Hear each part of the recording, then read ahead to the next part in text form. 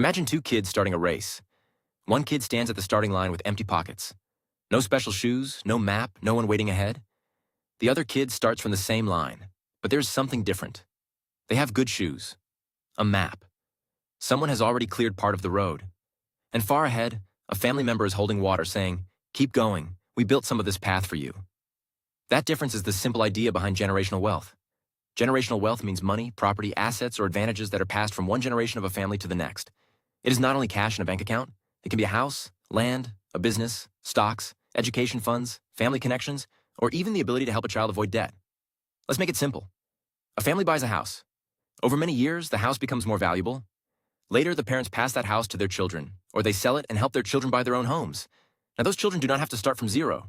They may pay less rent, borrow less money, or have more freedom to choose a career. That is generational wealth working quietly in the background.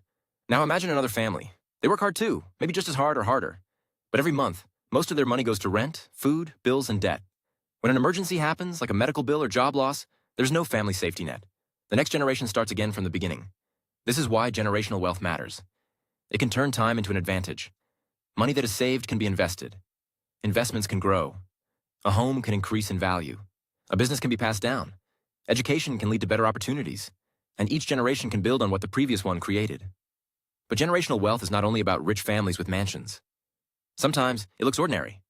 A parent helping with university costs, grandparents giving land, a family business teaching children skills, parents letting an adult child live at home while saving money. Even a small inheritance can change someone's path if it reduces pressure at the right moment. The important thing is this. Generational wealth gives people more choices. It can mean choosing a better school, moving to a better city, taking an unpaid internship, starting a company, buying a home earlier, or surviving a crisis without falling into deep debt. But there is another side to the story. Not every family had the same chance to build wealth. History matters. Wars, discrimination, forced migration, unfair housing laws, lack of access to education, and unstable economies have prevented many families from accumulating assets. So when people talk about generational wealth, they are not saying one person worked and another did not.